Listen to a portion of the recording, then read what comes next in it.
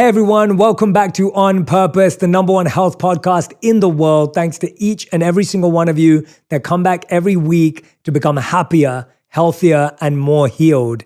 Now, one of the things I love about the show is sitting down with a friend who's an incredible thinker, a thought leader, a philosopher, a poet. It provides a very special conversation when I get to sit with someone that I hang out with a lot offline, but then we get to turn the cameras on and the recording devices on and do something online. I hope you get to hear that friendship, that brotherhood in today's conversation.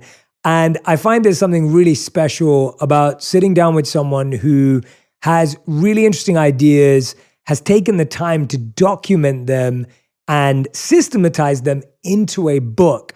I'm speaking about one of my dearest friends, Humble the Poet, a Canadian-born rapper, spoken word artist, designer, poet, internationally best-selling author, and former elementary school teacher.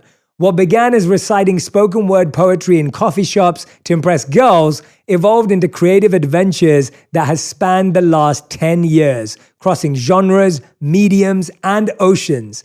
His first two releases, Unlearn and Things Nobody Can Teach Us, have become international bestsellers. And today we're talking about his new book, How to Be Loved, Simple Truths for Going Easier on Yourself, Embracing Imperfection, and Loving Your Way to a Better Life. I want you to go and grab a copy of this book right now. Order it right now. We're putting the link in the captions and in the show notes. How to Be Loved by Humble the Poet. Humble, it is so great to have you here, man, officially. Yes, thank you so much for having me. You have to include in my bio ping pong frenemy. Oh, yeah, ping pong frenemy. Yeah, I mean, well, we shouldn't go there. We shouldn't go there? I mean, the only official game we've had, I won. And that's why it's ping pong frenemy. You won that pair of very old headphones. That was the prize. It was a birthday party.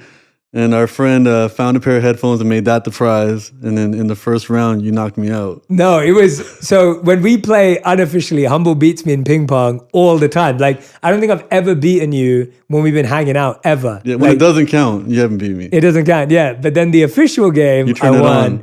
And then I gave the headphones away to someone who I felt deserved them more. I was lucky that day. I can't believe it. I was on some lucky streak. Well, yeah, it was a party. Yeah. It was a party. I party harder than you. So you were a little bit tipsy, so I don't drink, so I got away. Yeah, you had a few competitive advantages. I love it. But Humble, man, we've been friends for like 4 years now. Yeah, I feel like since we started having our conversations. Yeah, completely. And it's been beautiful to like just, I think as two people in an industry where it's busy and we're doing so much, somehow I think we found a way to have these really meaningful conversations. Yeah. I remember I was at your house earlier this year, at your apartment earlier this year, and we were hanging out. And then the next day, everyone was like, well, what time did Jay leave or what happened? Because I always leave early to go to sleep early, generally is what I do. And I was at your house till like 2 a.m. Yeah. And everyone's like, wow, how did you get Jay to stay out till 2 a.m.? And all we did was have deep, meaningful, thoughtful conversation. Completely. So you're one of the few people that I can actually do that with. So I cherish our friendship very deeply. I mean, likewise, as I said, this is the first conversation I'm not holding a notepad. I just sit here and try to pick your brain as much as I can and try to learn as much as I can. And I appreciate you always make time for me. Always, man. Always. But I'm so glad you wrote this book, bro, because I'm obsessed with love. Yes. My new book's about love. Yes. But I think when you're obsessed with something and you get deep into it, it's really interesting to hear from someone else who's obsessed with it and gotten really deep into it. Yeah. And I want to talk to you about what we said in the intro about the idea of how you used to do spoken word to impress girls. Yeah. And I think the idea of impressing someone is such a big part of how love starts. Yeah. Like I can relate to that so much. Like the extent I've gone through to impress women in my previous life, it's insane. And walk me through, why do we try to impress people that we may be attracted to or maybe not even attracted to? Yeah, I think for thousands of years, we lived in smaller communities and we only understand ourselves in relation to everybody else. You walk into your family, you know where you are in the hierarchy. And then many of us, and only 2 generations ago, came from families in small villages. So it's like you find your definition and your value in relation to others. And in modern life in these big metropolis cities, it's not as relevant, but that need to be seen, that need to be validated is completely there. And I think that's where we have a lot of challenges in realizing love is because we spend so much time trying to feed our self-esteem, not realizing that love comes from self-respect, which is way more internal. And it's completely, you're absolutely right. Like even me doing poetry back then, it was like I was writing about things as an artist that mattered to me and I was exploring concepts, but my only motivation to share it was to get attention. And you start to feed off of that. And it gets really interesting now because we live in a world where that attention, there's a metric beside it. You can count your likes, you can count your comments, you can count your followers. So now it's like the world subtly tells you who to be if that attention matters. You're like, oh, I did a post, it didn't get enough engagement, so let's go ahead and post something else. And then, oh, this really got a lot of engagement? Let me make 5 more things like that. And it's killing our ability to discover ourselves and our authentic selves. And instead, it's making us live for display purposes, which is going to continually close pathways to love. This is why I love talking to you. I'm loving this already. There's so many things that you said that I'm like, yes, I want to talk about this. I love what you just talked about. And I saw you post about this a few months ago about the difference between self-esteem and self-respect. Yeah. And that really hit a nerve with me when you first posted about it. Walk us through how you define them differently and why that's useful in this journey to love. So for me, self-esteem is external, self-respect is internal. And I feel like the ways we go about it don't have to be much different. When you keep your promises to yourself, you build self-respect. And I think either you're chasing one or the other. The more self-respect you develop, the less self-esteem you're going to chase. The more self-esteem you chase, the less self-respect is going to be in the room. They kind of can't hold hands. So for me, you start to realize that it's a relationship. It just depends on how you're going to spend and devote that energy. The challenge with self-esteem and it being external is there's just way too many people with way too many opinions on who you can be. Like that Dita Von Teese quote, you can be the juiciest peach in the world. There are just some people who don't like peaches, and that can have an impact on people. And a lot of people are negatively impacted by the comments on their social media, by how well they're received when people are looking at them or what have you. So what I'm realizing is as we focus on self-respect, to me, which is I said, honoring your commitments, doing hard things, focusing on progress and not perfection. That's a really big one. I think when we have these ideas of what we think love is, it's oftentimes not love. Attention, control, power, admiration, beauty, success. These things are all external things that we can receive from the world. And they feel like love and they give us a lot of immediate gratification. I refer to them as bootleg love. It's like when you go to the outlet mall, get a fake Gucci belt, and you get a little rush from it immediately, but you keep thirsting for more. Yeah. It puts you in further scarcity. So when we focus on that, it's a never-ending journey. Whereas when we develop more self-respect, we feel a level of peace. It's not, instead of getting everything you want, you start to want less. Yeah. And I think for me, that's the really big difference. And self-respect can be literally developed through anything that you commit to do. And the more difficult, the better. As I say, do hard things. For me, it's a cold shower in the morning. And when we focus on progress, especially as we're entering a new year, it's really important to set intentions instead of expectations. Because oftentimes we say, oh, I want to lose 10 pounds. Now you subtly have told yourself, I'm not good enough as I am. And when I lose 10 pounds, magically I'm going to feel better. Instead of doing that, because you're harming your relationship with yourself, focus on progress. I want to have a healthier breakfast. And maybe my breakfast has 10 different elements to it. I'm going to switch out one at a time. Or I want to wake up earlier. Let's say I'm waking up at noon every day and I want to get to 6 a.m. You can't just jump from noon to 6. Let's focus on progress. Let's start with 11:45, slowly work our way down. Progress can be endless, whereas I think society, especially in capitalism, they need to sell us stuff to make us feel like we matter. And the message they keep sending us is chase perfection. And perfect doesn't exist. And perfect is the last place love would exist, because the only way to develop a deep connection with somebody is through your vulnerabilities. If you were perfect, you can't be vulnerable. So for me, vulnerability comes through self-respect, being brave enough to admit, where you're difficult to be with, what you struggle with, what your challenges are. And then that opens up someone else an opportunity to do the same. And then you connect on a deeper level. Yeah, I want to reflect on some of the things that came to my mind as you were talking. it's interesting, isn't it? Like, we say we want love, but actually we want attention. Yeah. We say we want love, but actually we want validation. Yeah. We say we want love, but actually we just want compliments. Yeah. So we don't actually know what love is or want love because we're chasing it through these other forms of cheap adoration or cheap affection. Yeah. One of the things that hit me about what you just said about vulnerability and this pursuit of perfection, when actually imperfection is at the core of love and relationships, is I was coaching a CEO recently and we were working through some of their mental health challenges. It was really interesting to me because I was encouraging them to share that with their team. I was saying, you should share the challenges you're going through because it will be a healthy thing to do. And they said to me, they said, Jay, how can I share my challenges? I'm the strong one. I'm the brave one. Yeah. I'm the one who has it all together. And I said to them, I said, what's stronger than you telling them your truth? Yeah. Like, what's braver than you being vulnerable with that person? Like, there's nothing more strong. There's no greater act of courage. Yeah. And when they went and told their team, they followed through on the advice, the team's unanimous response was, us too. Yeah. Like, they were going through the same stuff. Yeah. And all of a sudden they felt connected. So I guess what I love about what you're saying, when you talk about like not chasing perfection, when you talk about doing hard things, there was one more thing you said.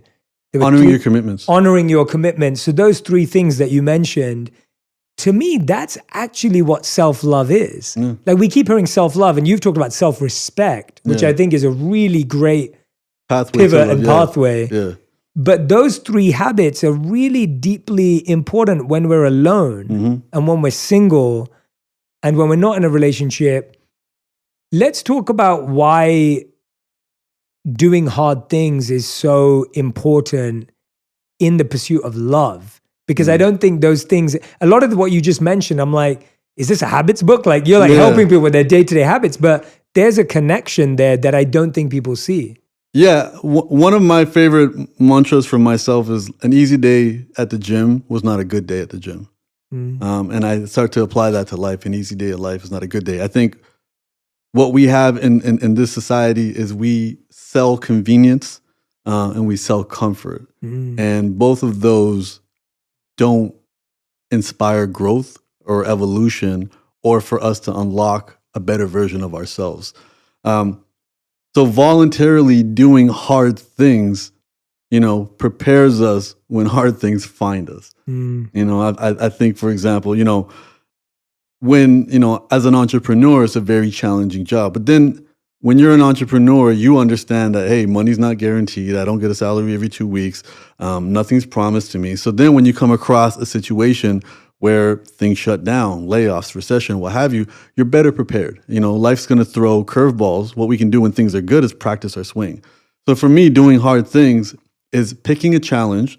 And my personal equation is 1 foot in what I know, 1 foot in what's familiar, and 1 foot in what's unfamiliar and what's uncomfortable. So I'm not overdoing. If I want to learn to swim, I don't jump into the ocean the first day. We start in the kiddie pool, and then we work our way up. And picking things voluntarily that are difficult, whatever it is, and understanding that even for us, it took 10 years to learn how to read. There was a systematic program put in school for us to do it. We forget that, actually. We forget that, yeah. Wow. And we didn't have self-esteem issues or confidence issues back then, being like, I don't know the alphabet, I shouldn't even bother. Or when we were babies trying to learn how to walk, we got up and we fell back down. We didn't give up and say, it's not for me. But as adults, because we don't have somebody kind of laudering over us, we may start something and we're not okay with sucking at it in the beginning. We don't see it as fun. But, I play a lot of video games. If I drop $90 on a video game and it's too easy, then it wasn't worth it for me. We need challenges. We need resistance. We need a push and pull. We need that tug of war, because that's going to make us stronger. It's going to make us more resilient. Sitting in the ice makes you resilient, helps you recalibrate your fight or flight. So now your fight or flight isn't triggered through an awkward conversation or an email or a text message or a bill that comes. It gets back to where it needs to be, which is important. So I think for me, it's recognizing that it's not chasing comfort. It's not chasing just simple stability. It's not chasing convenience. It's being like, okay, there is a harder way of doing things. Let's do that for the sake of doing it. Because when the difficulties of life find us, we're much more resilient and much more prepared. Yeah. And I think for me, that allows me to realize my value as an individual, what I'm capable of, and how I can spread that and be of service to other people, which to me is a massive language of love. Wow. Yeah. And I mean, when I'm hearing you speak, it's like that getting comfortable in discomfort is almost like the number one skill needed in life. Because I feel like most of, as you said, what society's trying to teach us, in your words, convenience and comfort, and it's trying to avoid discomfort. Yeah. Like we're trying to avoid it. We're trying to dodge it. We're trying to hope that how can I avoid any sort of pain, struggle, discomfort? And while you're not saying to invite it, but we've got to get comfortable in that uncertainty and comfortable with that pain. And that applies to anything from dating through to breakups, through to loving ourselves, of course, through to the journey we're on. One of the things you say in the book that I wanted to pick out was feeling left out and rejected brings up those ancient anxieties of danger. Yeah. And I think that's one of the biggest discomforts is feeling left out and rejected. Like when you talk about being uncomfortable, when you go to an event and you feel like you'd rather lock yourself into a bathroom because you don't want to be around anyone, or forget that, you didn't even get invited in the first place. And sometimes you get upset because you didn't get invited, even if you didn't want to go there. So talk to me through that sentence. Feeling left out and rejected brings up those ancient anxieties of danger. Again, if we were ostracized from our communities back, generations ago, it actually meant our death, and that's in our programming now, which makes us in modern life prioritize likability over everything. And the challenge with that is there's so many things that create pathways of love and allow us to realize love won't necessarily make us likable to everybody. If you want to establish boundaries, for example, establishing boundaries will reduce the amount of people that want to be around you because so many people enjoy crossing boundaries or, find power in that or find significance in that. But it's important to establish boundaries. It's important to show your teeth. I have a chapter in the book called Love is Showing Your Teeth. It's important to let people know if they've crossed the line. It's important to let people know if they've hurt you. It's important to let people know if they're doing things that you're not okay with. Because if you don't, you absorb it inside instead. And then you fall into this world of resentment, which to me, I think is one of the darkest places we can be. And you can't express or realize love in this place of resentment. So our fears of not being likable, as I said in the subtitle of this book, is going easy on yourself. This is in our programming. We want to be liked. We want to be accepted. And we are in a modern society which has given us scores for our likability and acceptance. But that will not necessarily help us realize more love. And we have to see the difference. Not everybody is going to like you, and that's okay. And focusing on that will allow us to build deeper connections with people that do matter. Going back to this idea of the CEO and the vulnerability, I was raised in a household that subtly told me to suck it up, be self-regulated. So now I also viewed vulnerability as a weakness. I viewed having a romantic partner that complained as just being naggy and weak, not realizing that my inability to have empathy, was because of the fortresses I made. I made a fortress to protect myself, but really it was a prison. And then when somebody came to me that I cared about with their problems, I wanted to instantly solve it. I thought that's what men do. Men solve problems. We're solution oriented. But the truth, what I realized for myself was, no, they were sharing their pain. It was triggering my pain.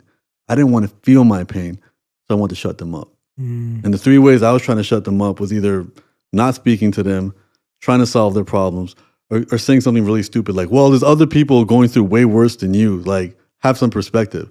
And then slowly realizing through this journey that empathy is feeling their pain, not saying anything, just giving them a hug and being in that pain together. And for me, like these are very recent realizations for me as I'm trying to figure out how to deepen my connection with human beings as well. And I don't hold it against anybody for being raised to think that vulnerability is a weakness. But you are absolutely right. The strongest thing you can do is be vulnerable and admit where you're having trouble. That's ultimate strength. And, I'm glad to hear that story worked out for him. Yeah, absolutely. But I mean, you just said something again interesting, which I actually had noted down was, where is this? Oh yeah, you referenced the need to sit with your pain in order to experience love. Yes. I don't think we naturally put those thoughts together. And that's what I've always loved about what you do with ideas is I don't think we kind of, like when you hear that, you're like, well, I need to unpack that because you wouldn't necessarily think those two things correlate. The inspiration behind this entire journey was, a relationship that I was in that didn't run the course. And all I would do in isolation, especially during the pandemic, was beat myself up over it as if I had somehow failed. So there was a lot of reflecting and thinking about, the woulda, coulda, shouldas, and sitting, not realizing the subconsciously, because whether we're aware of a trauma, whether we're aware of a discomfort, we feel it, and we're going to feel. And then most often, going back to modern society, there are so many convenient options to suppress that temporarily. So for me, I was living that life. If I felt anxious, I would go and have a slice of pizza, or I would go and watch television or go on my phone. And then you start to realize that so often the only reason we get involved with somebody is because we're outsourcing the antidote to our loneliness. Not realizing that loneliness isn't having people around. Loneliness is a lack of connection. And that can contribute to why we have such a high divorce rate, because people are getting together, but they're not getting together as two individuals. They're getting together with these kind of romanticized ideas of, you're my better half. You complete me. Humans don't need completing. Humans aren't half a person. And I think, but these are ideas that are sold to us. They're sold to us in media. They're sold to, every single famous couple, the Ross and Rachels, they have to be people with very unhealthy attachment styles to be entertaining. Because the most healthy relationships we know are not very eventful. They wouldn't make for entertaining television. I don't think it's a conspiracy that these television shows exist. They're just entertaining us. Yeah. And I think realizing that, for me, having a relationship with yourself is being alone. Being alone isn't sitting in bed on your phone. Being alone is being absolutely alone, doing absolutely nothing, which for me is also a form of meditation. And for me, it's my favorite form of meditation because it's a form that doesn't require you to ask, am I doing this right? Because there's no right way of doing nothing. Instantly, you start to feel anxiety because you're not stimulated. The dopamine is not coming. But the longer you do that, the more grounded you become with yourself. Yeah. And now you're in a position to be in a relationship where you can serve. The book has love stories, and there's one love story about somebody I connected with, wanted to pursue. They explained to me they don't have time. And I was upset. And I was like, look, if you don't make time for people, then you're never going to have anybody. Don't you get lonely? And she goes, I do get lonely. And then I said, so what are you going to do when you're lonely? She goes, I dance. She goes, when I'm lonely, I dance. And then I connect with myself. Wow, that's super mature. Yeah. Yeah. I was on the phone like, I guess I better go dance too. You're like, I like dancing too. Let's dance together. Yeah, and I left her alone after that because, she was very clear with her boundaries and what have you. And what you realize is we want connection. The fast food version of connection, self-connection, would be self-pity. Nobody understands what I'm going through except for me. Nobody's ever had their heart broken. I'm all by myself. I just want to be able to complain about it. But something deep to actually create an authentic connection with just yourself can be dancing, to feel your body.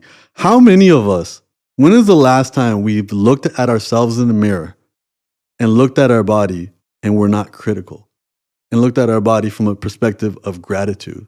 Like, how many of us have already chosen our favorite body part? Even though our body has been with us since day zero. And even when we make poor choices, our body tries its best to adjust. We have bad posture, our body tries to adjust. We don't put good things inside our body, it tries its best to adjust. This relationship with ourselves, our physical body, can be the first step to creating an authentic pathway of love, which can then inform the relationships we can have with everybody else. This conversation is just, in a beautiful way, as always, just I'm connecting so many dots that are coming up, and I want to talk about a few things. One thing that came up was this idea of what you're saying, setting boundaries. And I think one of the challenges that we have with setting boundaries is we want to be perceived as nice. And when we set a boundary, we think we're going to be perceived as unkind. And so we'd rather not set the boundary so that, again, someone likes me and thinks that I'm a nice person. But inside, I'm going, God, I wish I wasn't around this person. I wish I wasn't here. I wish I wasn't doing that. Why do you think so often, or what are your thoughts about how we compromise our own values and our own boundaries in order to appear more nice and likable? Like, that seems to be the biggest disassociation from ourselves. Yeah, I think it's the short-term gratification versus the long-term. Right. I think the short-term gratification, for me specifically, I can say I became someone that people came to with their problems. And I felt value, that I was needed. And it took a therapist to help point out where she said, listen, the reason you actually want people to, you are receiving people is because it's such a one-sided conversation that it gives you the impression that you have a relationship, but you're never vulnerable. Because they're just telling you their problems. They don't even notice that they're not asking you about yours. And you like that because that helps you avoid being vulnerable, which feels uncomfortable for you. But she goes, in the long run, what you don't realize, and you said it, it builds resentment. And there can't be love if there's resentment. So what happens is this feeling of I need to be needed, which again, if we think about how we were raised, a lot of us were raised to find our value when we're needed. A lot of us made these decisions and decided our pathway of life when we were kids, when we were thinking very binary. It was either this or that, black and white. And as we became adults and we can see life a lot more complex, we never updated our policies. And so what happens is life is more complex, but we're looking at it through such a simple shade. And this idea is like, okay, and when we were kids too, whenever something negative happened, we absorbed it as if it was our fault. You know, I have a story in the book. I once got sick and I vomited all over my bathroom as a little child. And my mother was awakened from that. She had work. She got upset with me. And I blamed myself for that. Not having context as an adult, realizing, wait, you know, she works a night shift. She's not a horrible person. You didn't mess up. It's just everybody can be cranky and what have you. And now, you know, making jokes about my mom because the grandmother version of my mom is completely sweet. She has time. She's not working anymore. No more survival mode.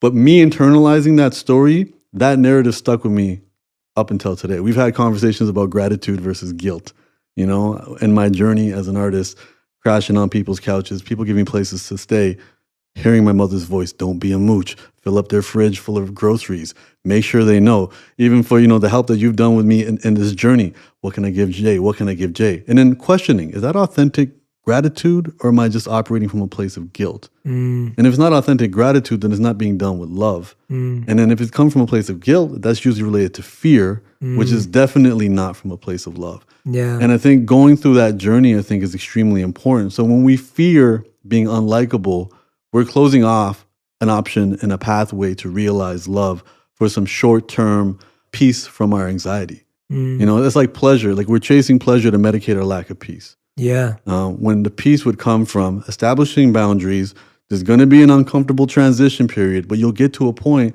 where the people who love you view your boundaries as an instruction manual on how to be with you and how to have a healthy relationship with you. Because what happens is, for the people who have boundaries and you respect their boundaries, they will stay in your lives. You know, instead of you just trying to avoid somebody who always tries to overstep your boundaries. I mean, what you just said there was so powerful. I was interviewing someone the other day and they asked me the question. They said, well, what's your working style? So they're like, how do you like to be communicated with? And how do you like to be informed of updates and things like that? And I was like, this is a great interview question. Like for someone to ask me, I'm interviewing them. Completely. But they're asking me that. And I got to tell them, and they were like, what are your pet peeves when it comes to communicating? And so like I got to walk them through. What I realized was they made me feel really comfortable and confident with them because I was like, wow, this person's really mature and knows that I'm not perfect. I'm not always going to be available. They need to understand a few things about me to work well with me. What was demanded of me, though, was self-awareness in order to infer that to them.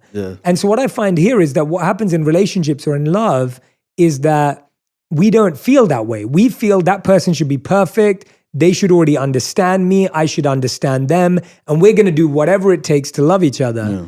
And the other problem is, even if you ask that question, chances are a lot of people don't have the self-awareness to share what their pet peeves are. So the girl who says to you, hey, I dance when I'm lonely, that's high self-awareness. Yes.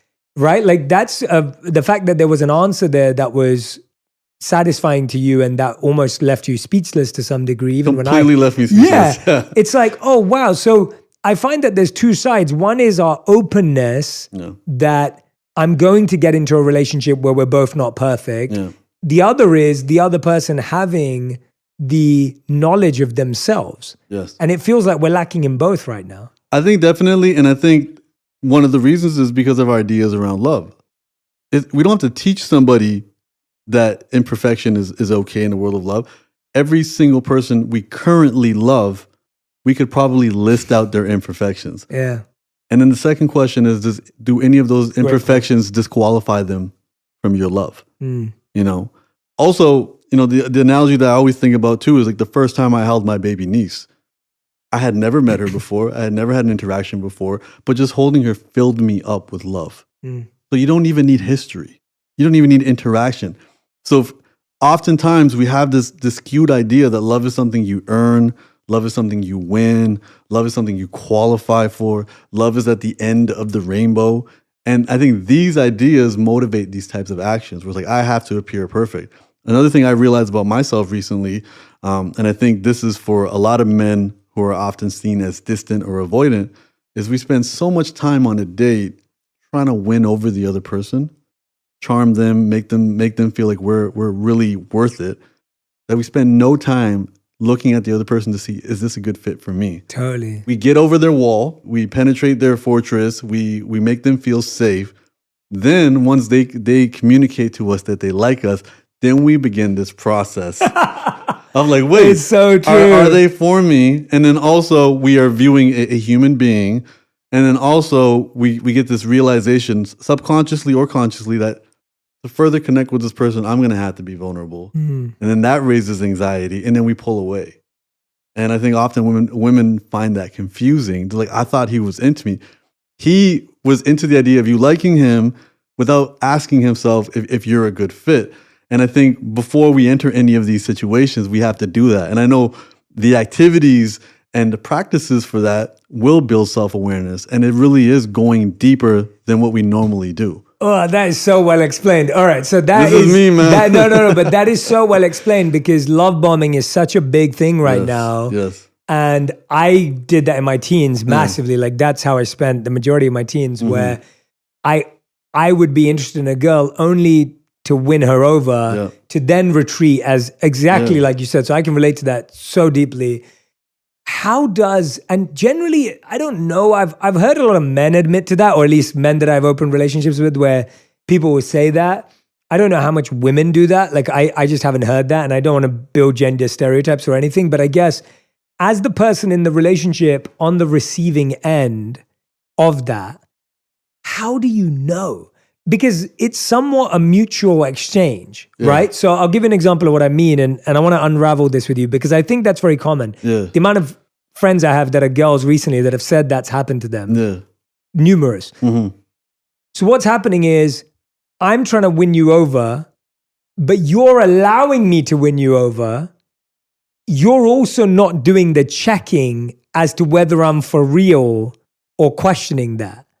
So I guess what I'm asking is, if you're on the receiving end of someone love bombing you and trying to impress you and trying to win you over, what do you do in order to make sure that you are actually taking things slower? Because what ends up happening is you fall in love too fast. That person then walks away and then you go, oh, but I thought we had something.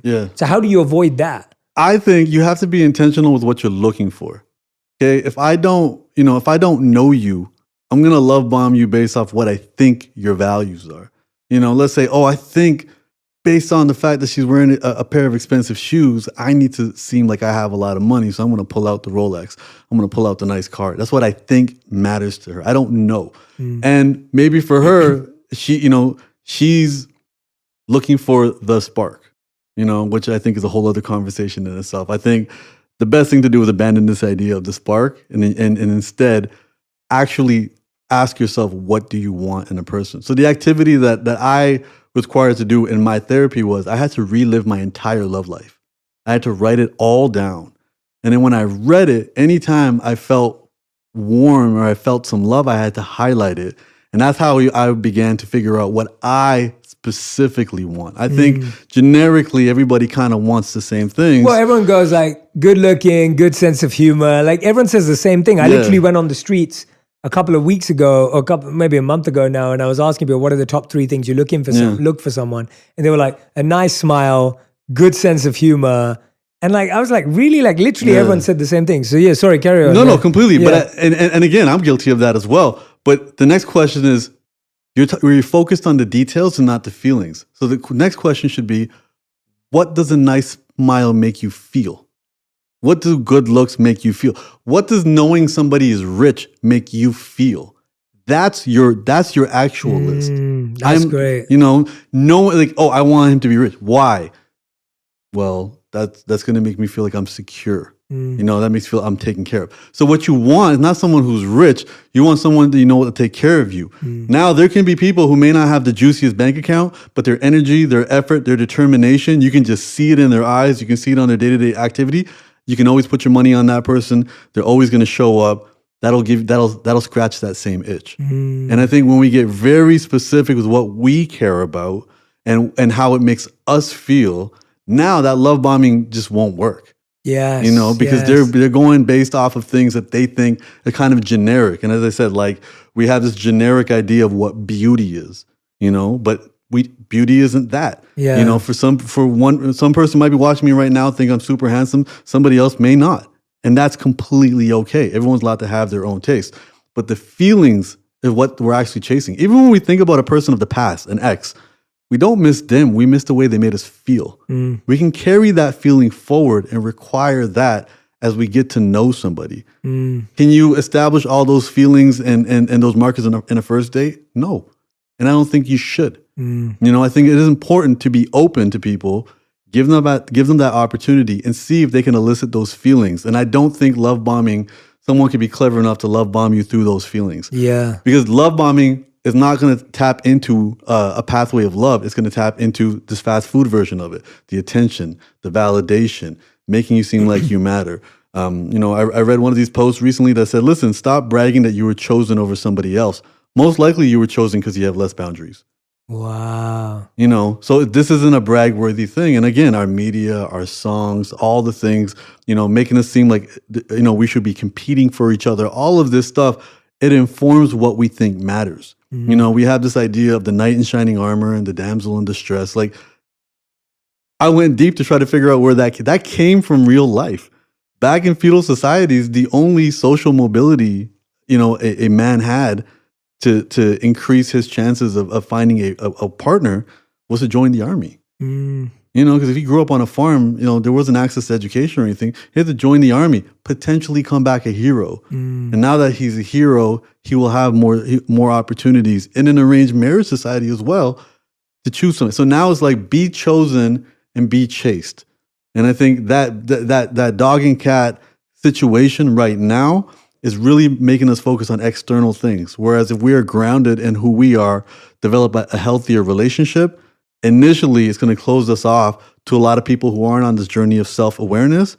But in the long run, it'll allow us to be that very minority now who stay in healthy relationships throughout their life. Wow, man. If you're listening right now or watching, I'm talking to Humble the Poet. The book is called How to Be Loved by Humble the Poet. Simple truths for going easier on yourself, embracing imperfection, and loving your way to a better life. Make sure you go and order a copy while you're listening.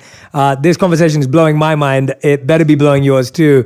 And I think there's just so many, huge insights that I'm taking away from you listening to you today, because ultimately you're demanding a sense of vigilance from a person. I think we're all still living in that very basic sense of, I just want to be validated. I want to be complimented. I want to be appreciated. So as long as someone's doing that, we must be in love. Mm-hmm. They must be kind. They must be nice. And that's too shallow. Like it's too it's not a healthy way of inferring whether someone feels good about you. And it's funny because it can be really intoxicating. Yes. Like it can be really intoxicating that you lose all sight of reality and you think, well, this must be love or this must be the truth.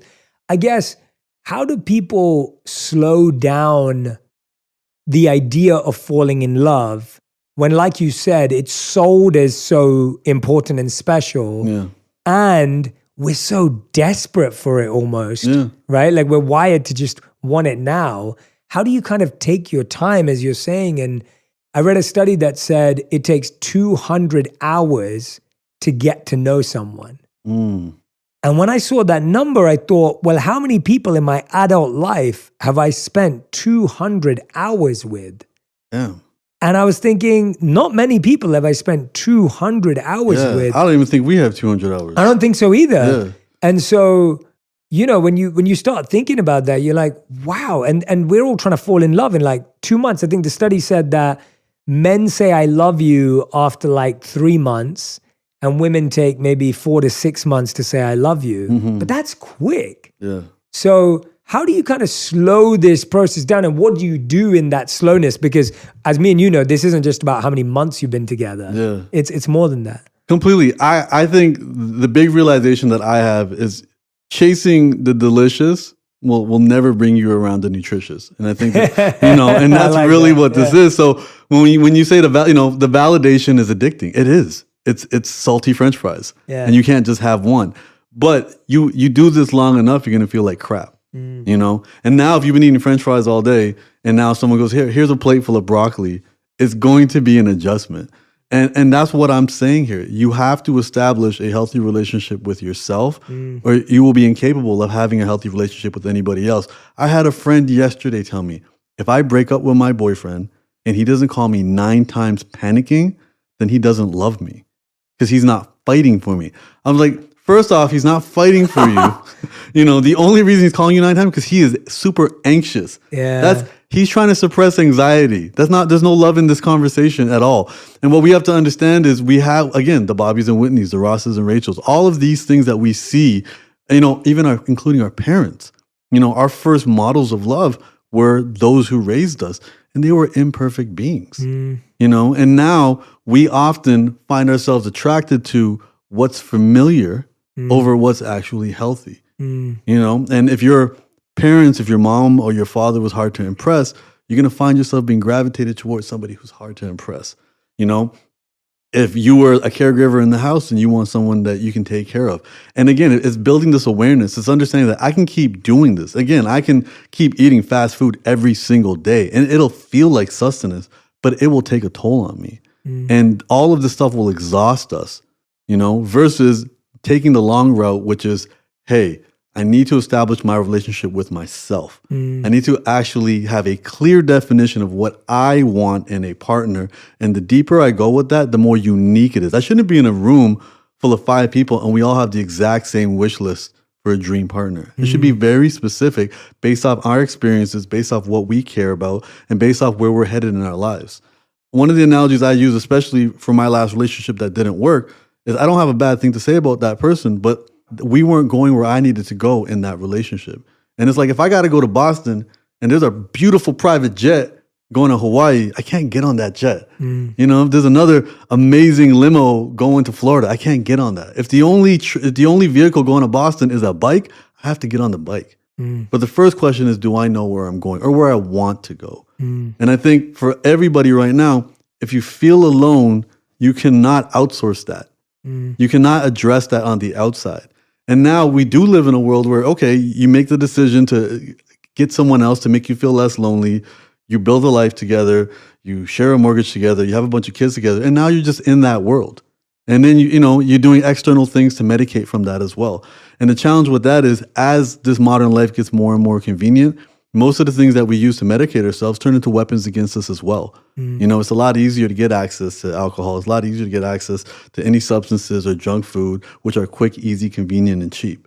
So instead, let's focus on what's nutritious. And everybody listening knows what's nutritious for them. They know that people, when they're around, that fill them up with energy instead of the people that they're around that drain them. Yeah. They know the places, they know the activities. We're all aware of those. It's taking the long route because the long route lasts longer.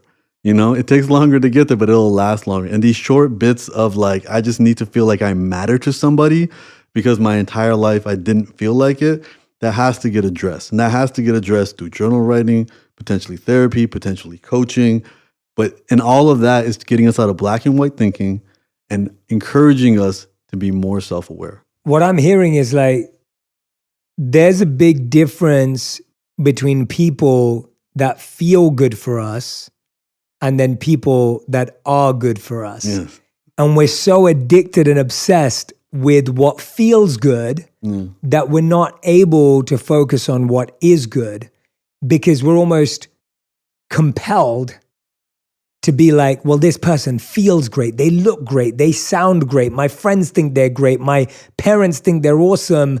The world thinks really highly of them. They must be the right person rather than what you're saying. And all I keep hearing in everything you're saying is like, there is just so much work to do individually and personally and simultaneously in being in a relationship. There's just so much reflection. There's reflecting on the way your parents loved you. There's reflecting on your exes. There's which is what you've been doing through this whole book journey. There's reflecting on like how you got here. There's reflecting on where you're going. Like there's just so much reflection and introspection required. And most people just want to throw the towel in because it's exhausting. It can be hard. But I guess what we both agree on is that it's a lot harder to not do the work. It's the pain of the work or the pain of the regret. You know, it's one or the other. And I think also, you know, the subtitle says going easier on yourself. Look, nobody is weak.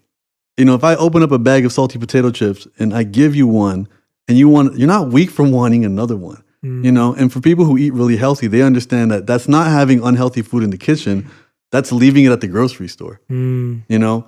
And you do that long enough, you can start to change your taste. And, you know, personal story, you showed me your snack drawer and you pointed to a bunch of things that were delicious. And then after trying them, I was like, oh, this is all super healthy.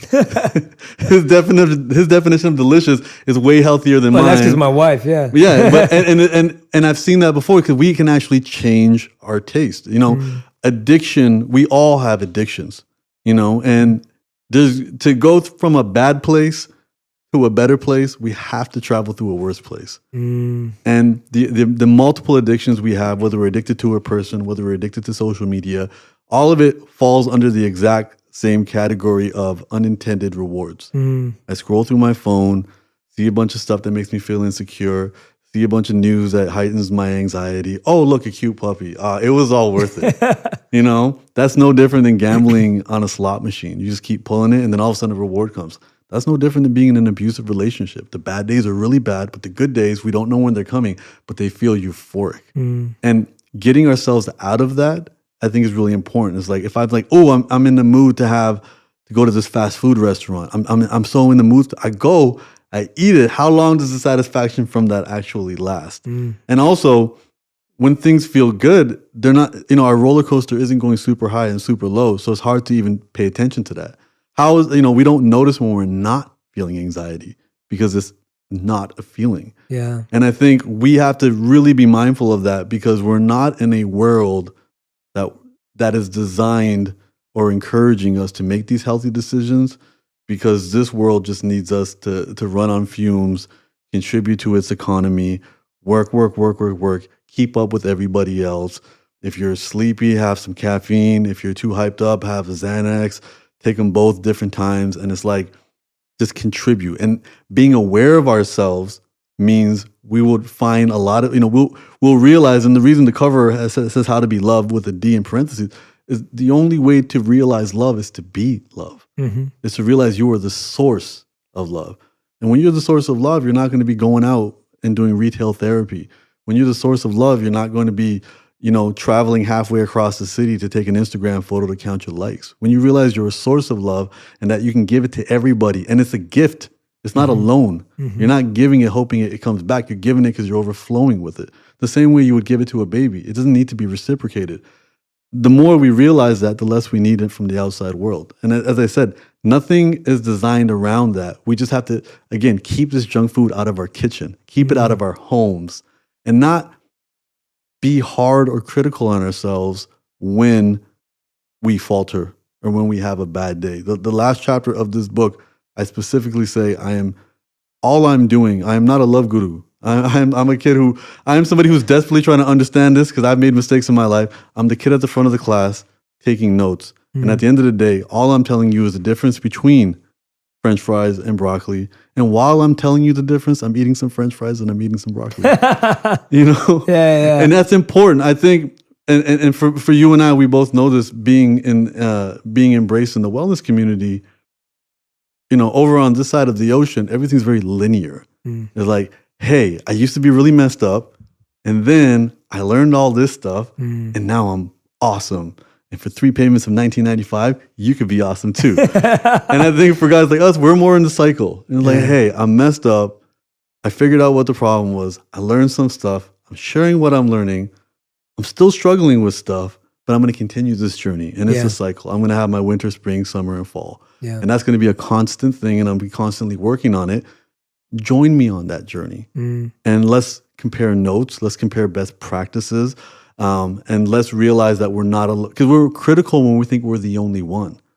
Unrelated to love, I remember finding an accountant and having so much anxiety because I was an artist for so long and didn't do any taxes or anything. He helped me out in an hour. And then told someone that story, realizing that they had the same anxiety. And told someone else and they had that anxiety. There's a lot of anxiety that people have, and they feel shame and guilt that they're the only ones going through it. And I think the more we reveal this stuff, the more we have these conversations openly. It may not get us a lot of likes on Instagram, and it may scare away some people who have an idea of who they think we are. And for me, one of the biggest lessons I learned in the last year was more damaging than any criticism I've ever received were the compliments. Because the compliments put me in a cage. There was one friend that said, yo, Humble, nothing ever bothers this guy. This guy's always cool. He's always calm. And then I wanted to live up to that. Yeah. And I almost crumbled with that facade. Wow. And that became reputations themselves can become a prison. So we need to do our best to break out of those, knowing that half the time those reputations we create were there to protect us, and we don't realize now they're imprisoning us. I mean, that's a whole nother level of deep. It's so true. It's so true. I was just in the studio recording my calm meditations. And so once a month, I'm in the studio for like 4 or 5 days a week, 4 or 5 hours at a time to do a month of content for my daily meditations on calm. And me and the crew have a really good banter. Yeah. So there's a producer in the studio, there's a sound engineer in the studio, and there's 2 sound engineers remote. But it's the same team we work with every month. And I've worked with them for 12 months now, nearly. And we have such great banter, and all we do is lay into each other. We're joking around, and then I'm teaching meditation at the same time. And I kind of set that culture from the beginning, where I was joking around with everyone, messing around with everyone, for that same reason that I don't want to be perceived as a guru. And I'll often go out my way to talk about soccer or FIFA or whatever it may be, just because, and I love soccer and FIFA, that's a real, genuine love for me. But I'll do that in order to get away from this kind of pedestal, because what I've realized is everyone's a theist. Everyone's looking for God in their own way, whether your God is your football team or whether your God is your favorite restaurant or your God is a person. Yeah. And so everyone's looking for God in some way or the other, and we keep projecting God-like imagery onto people, and then they let us down, and everyone will let you down. There isn't anyone who will live up to that God-like imagery. And then we almost make it like it's a fault in them, as opposed to realizing that it was a fault in a vision, that someone could be that way. It's hard to feel that pressure on yourself. What you're saying, if Humble's always the calm, collected guy, that's like a godlike projection. Yeah. None of us are always calm. I'm definitely not always calm. I'm definitely not always, thoughtful and reflective. I can be irritable and irritated. I love that idea of breaking your own reputation for yourself. And I think just a reminder that it will not disqualify you from love. There is a 4-minute compilation video on YouTube of Beyonce falling off stage. And I challenge anyone to watch it and think if it changes their love for her in any capacity. It doesn't. If anything, it increases it. Your love. It. And again, going back to our village, small tribe days, this is also a survival tactic. It's you had to find the best hunter and start to emulate them and almost worship them because you would hunt like them and that would be good for the whole tribe. But not only would we start hunting like them, we would start dressing like them, walking like them, talking like them, and that's built into our culture where it's like, I love the way LeBron James plays basketball. I love the way Steph Curry plays basketball. But now I'm also going to drink whatever beverage he drinks. I'm also going to wear the shoes he wears. And then also they're encouraged to not film their practice and just let us see them become superhuman on stage in front of us. We don't watch them to be good. We watch them to get better. So this also puts in this message that perfection is something that you want. But again, perfection is not real. These people aren't perfect. I'm not perfect. You're not perfect. And that's important for us not to be perfect because that's the only way we can actually be vulnerable and have these meaningful connections. And knowing, and it's having these conversations, especially having conversations with people who are on social media that they're not even public figures. And they still refer to the people. Like the people the people want to see where I'm going on vacation. And you're like, who is the people? and the big thing I've been thinking about, recently is this concept of, again, getting out of the black and white thinking. There are rewards and punishments. Society and social media and your friends groups will reward certain behavior, and it can be subtle. And you can see that your parents growing up, they rewarded certain behavior. We have to realize that not receiving a reward is not the same as a punishment. So when people say society expects me to be beautiful, you may be right. I'm not going to argue with that. Society, I can't tell someone what signals and cues they get. But what I can tell you is if you decide not to play the game, you won't be punished. If anything, you'll be left alone.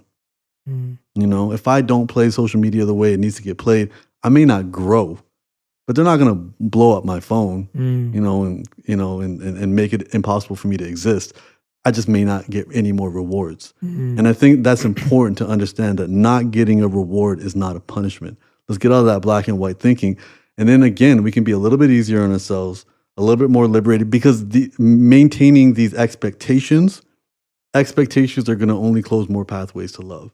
Expectations from other people, expectations of ourselves. What we have to do is just have intentions, which is I want to get better every day, and that progress is something that we can celebrate, feed self-respect, and we can also do that with other people. We can set intentions of what we want things to be, and those intentions will also include our boundaries. Oh man, so powerful. I want to talk about, we've talked a lot about like finding love within yourself, being alone, finding that inner growth, that confidence. We've talked a lot about meeting the right person. How do you know whether to figure out if someone's right for you, knowing what you want in someone? I'm intrigued by, when we have been in a relationship for a long time, and you were in a long relationship that inspired you to write this book, and you find, as you said, you're going those separate ways. Like you want to go to Boston, private jet going to Hawaii. Sometimes we spend longer in a relationship trying to figure out whether it's going to last than we do in actually building it, making it last. So we're questioning a relationship for longer than we're creating a relationship. So if someone's in that phase of their life, what are some of the things that you thought about? What are some of the things you discovered in the writing of this book that you'd encourage them to reflect on or introspect on? Without playing the blame game, let's always focus on where we can take responsibility because that's where we'll have power. In any situation, if somebody rear ends my car, that's not my fault, but it's still my responsibility. I got to go to the mechanic. I got to go handle insurance. And I think in our conflicts with people, we have to look at our responsibilities as well. And I think that's super important.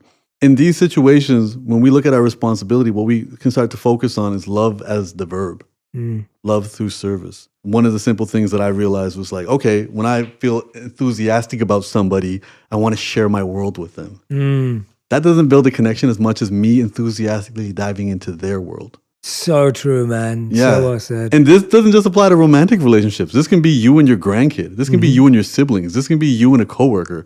You know, these relationships, we make them about ourselves because we want to find that value.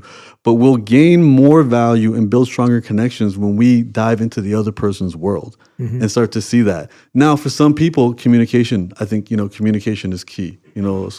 Everything needs to be a conversation. We need to become more aware as a couple as well about what we have expectations of, because so often it's a template. Having a conversation with somebody yesterday, even like the definition of things. What's the definition of cheating? Everyone has different definitions, And if somebody's like, oh, well, it's physical, but then for somebody else, it might be emotional, And that is something that, these are uncomfortable conversations that need to happen. For folks like us, we grew up around arranged marriages. And I think the one thing that I always thought was cool about arranged marriages is they ask a lot of the inconvenient, uncomfortable questions. They ask those up from the jump, family history, medical history, finances, all of this type of stuff. But I think all these uncomfortable conversations, which we think, will just kind of fall into place. Jordan Peterson talks about this. He goes, have a definition of what a made bed looks like. Have a definition of what, the rules are at the breakfast table, including yourself, recognizing the micro issues that can become bigger issues and you address them, you nip them at the bud, and I think those are really interesting things to do. I love the Shirley Glass analogy too, which is walls and windows, which is when you're in a romantic relationship with somebody, there is a window between you. So first, acknowledge there is a window. So now let's not look at that other person as our possession. Let's look at them as someone who's opened a window to us and we have access to them. And then we need to create a wall around us. Because the moment somebody outside gets a better view of what's happening on the inside, that can be a really strong definition of infidelity. Whether it's physical or not. So I think that's a really important thing to understand. This is not your...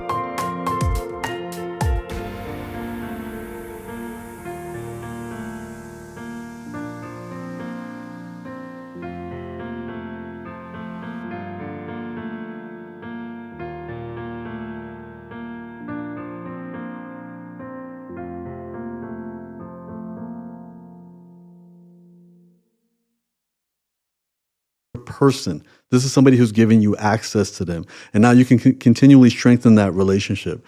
And I think the other one is love is a game, but the goal of the game is not to win. The goal of the game is to keep it fun so everybody keeps wanting to play. So treat it like a game, but treat it where the goal is you want to keep everybody in the room wanting to play. And I think that's important because when we get into battles or disagreements, the disagreements turn into something else very quickly. And there's something called the bagel method or donut method, depending on what you like better. Donuts. And you have the small circle, and you have the big circle. Whenever there's a disagreement, the small circle is where you should identify, and this is from the Gottman Institute. I'm not taking credit for this one, but the small circle is where you identify your actual non-negotiables. Me and you're going to go to dinner. What are the actual non-negotiables? You're vegan. That's an actual non-negotiable. Now, everything else becomes a lot clearer. Or there might be 3-4 more things. Maybe had Mexican yesterday, so today we're not going for Mexican. Don't want to have carbs, so I don't want to do pasta or what have you. Doing that for yourself first prepares you to communicate to somebody else. And I think that's really important.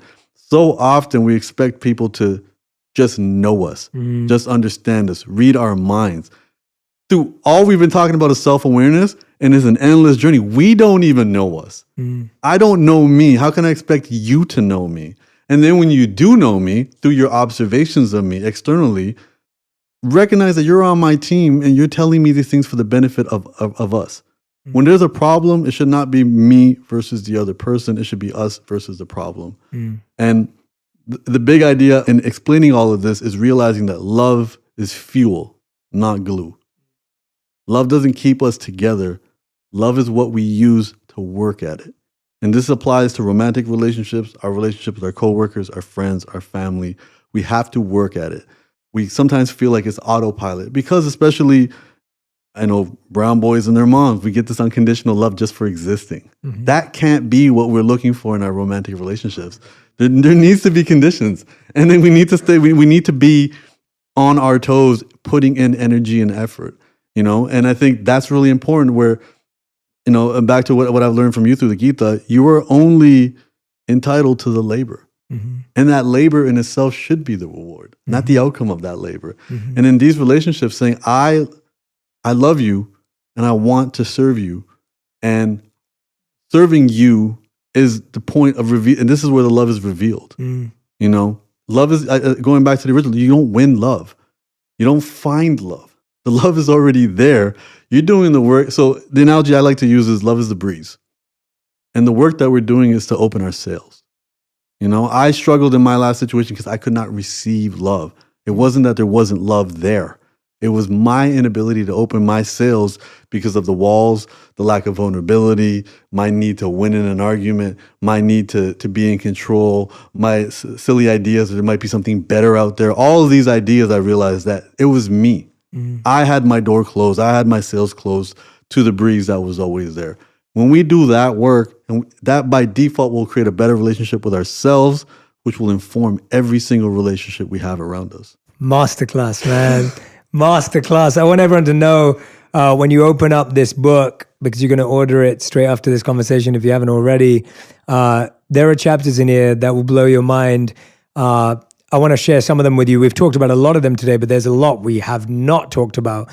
So we discussed this one we did not talk about. Love and ego won't hold hands. Definitely go and read that chapter. Chapter 18, envy pulls us away from love. Definitely want you to go and check out that chapter.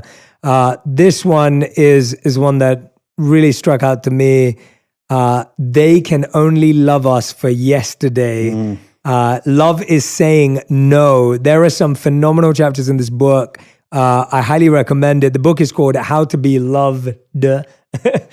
Simple Truths for Going Easier on Yourself, Embracing Imperfection, and Loving Your Way to a Better Life. Humble, this has been, we should record our conversations more often because I'm like, this has even been one of those, it's been a really fun, what I love doing with you, which we've done today, which we do in real life all the time, is we really unpack stuff. Yeah. And we kind of critically analyze stuff. And we kind of try and break down as much as we can to try and get to the core of what we're talking about. Is there something that I haven't asked you about today or that you feel compelled to share with our community that's really on your heart that you want to pass forward? As you were reading all the chapters, I want people to know every chapter is only 2 pages. That's why there's so many chapters. There's over 60 chapters. And the way we designed the book, and I would love for you to do it, you can open to any page and you will find a quote that stands out immediately that will give you that. So what does it say? The more we keep our word and act on our commitments, the more momentum we create and the better habits we can build. And that is talking about self-love. So all it is you can open this book to any page. You'll find something you love. If you read that first chapter, you'll definitely be in tears, as I was in tears writing it. And if you finish this book, you're going to walk away not considering love complicated. Love is simple, not easy. I'm not saying love is easy. I'm saying love is simple. This was a labor of love and a labor to love for me to write. And I really, really, really appreciate you, opening me up to your community and all the help that you've done for me, even behind the scenes with this. It taught me, the journey of going through this has taught me a lot in terms of service, in terms of authentic love. And I'm super grateful for that. And thank you so much for having me, man. Of course, brother. I highly recommend this book. As Humble said, it's one of those rare books that you can literally flip to any page and you're going to find wisdom right there. And so if you're one of those people who needs it made really simple, really accessible, to kind of shake you up, wake you up, take your mind away from distractions, this book is beautifully created for that. I highly recommend this book. I'm going to be picking it as one of my books of the month for my Genius community as well. Please go support Humble. He's an awesome dude as well in real life. Please go follow him on Instagram, on Twitter, on all forms of social media. And make sure that you tag me in Humble with your insights and your takeaways from this episode. I think we really got into some fascinating territory that I didn't even think we would. And I want to know what your thoughts are on that, what your reflections are on that. So make sure you tag us both on Instagram with your biggest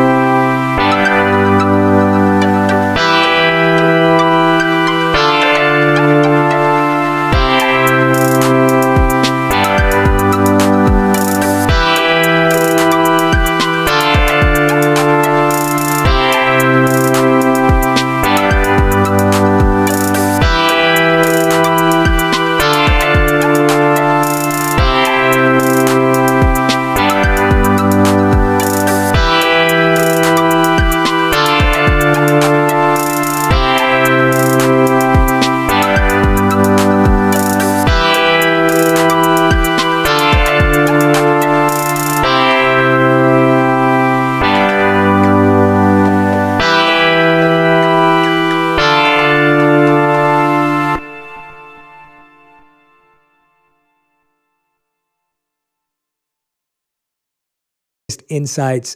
And I can't wait for you to listen to another episode of On Purpose. Big shout out to Humble for turning up again. Humble was, I want to end with this because you were one of the first guests to ever come on the show. You were in the first couple of months when we launched.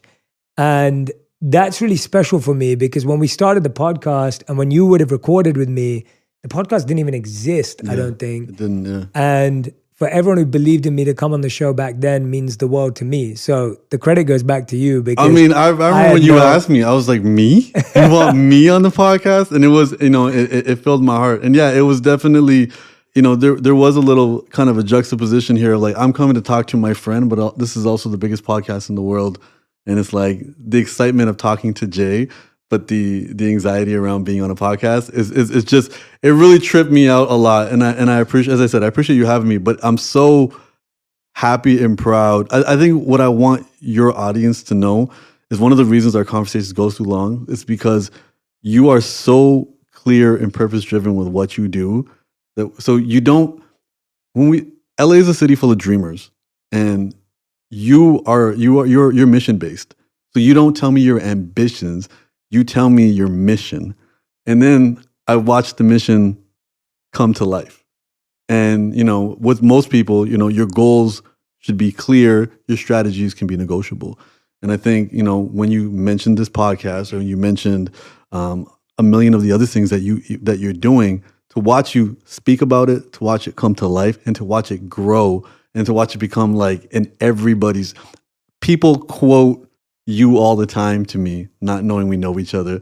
I think recently in an episode you mentioned my name, my phone blows up, and it becomes, but it just makes me so proud because this is purpose driven, but it takes work, and you have an amazing team helping you do it, and you're consistent with it, and good things happen to people who stick with it. So just like congratulations with this. For me, it's being full circle, being one of the first episodes, and me being here now, seeing all the changes that you do it fills my heart. Yeah. That also lets me know where love exists. Thank you, I'm brother. so inspired well, by that. And as your friend and also as someone who, doesn't like to falsely glorify and just pump people up for the sake of it, because I don't see the value in that in the same way as I don't see the value in criticizing people for no reason. You crushed today, man. Like everything that you shared, there were so many great messages. And I honestly haven't thought this fast and reflected on so many things this much in a long time. And so you have this unique ability to get me in the zone really quickly too. And I value that friendship so much, man. It's such a rare intellectual pleasure and joy as well that comes with it. It's always fun, man. I wish I'm glad this is recorded so I don't need the notepad. Yeah. Well, everyone else is going to need a notepad. Yes. But thank you, Humble. Again,